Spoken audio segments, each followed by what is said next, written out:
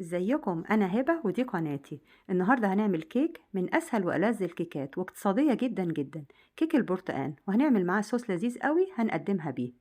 محتاجين لعصير برتقال. الاول انا عصرت حوالي كيلو وربع برتقال، لاني محتاجة كوباية للكيك ومحتاجة كوبايتين للصوص.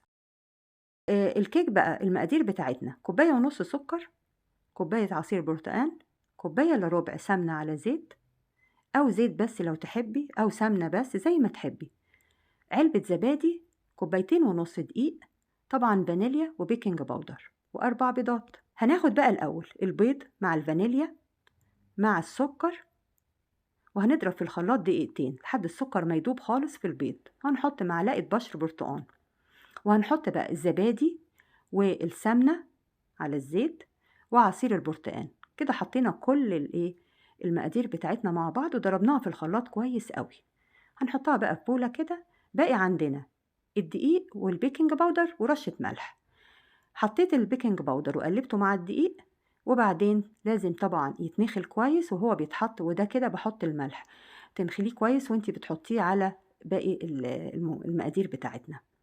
حطيته بقى على مرتين وقلبت كده، بقى شكله بالشكل ده.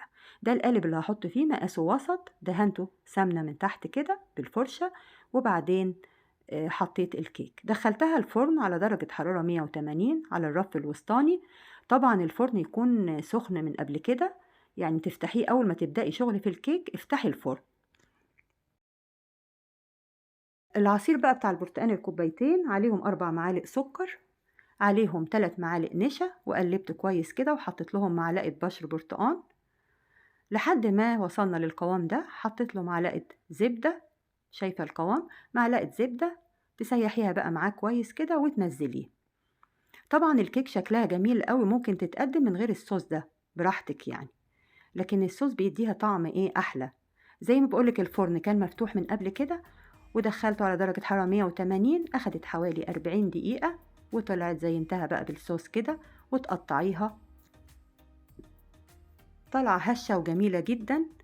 والزبادي بقى بيدي الكيك، بيخليها هشة اكتر كده وبيخلي لونها فاتح اكتر. شايفة شكلها؟ حطيتها بقى وزودت عليها حبة صوص كده للتقديم.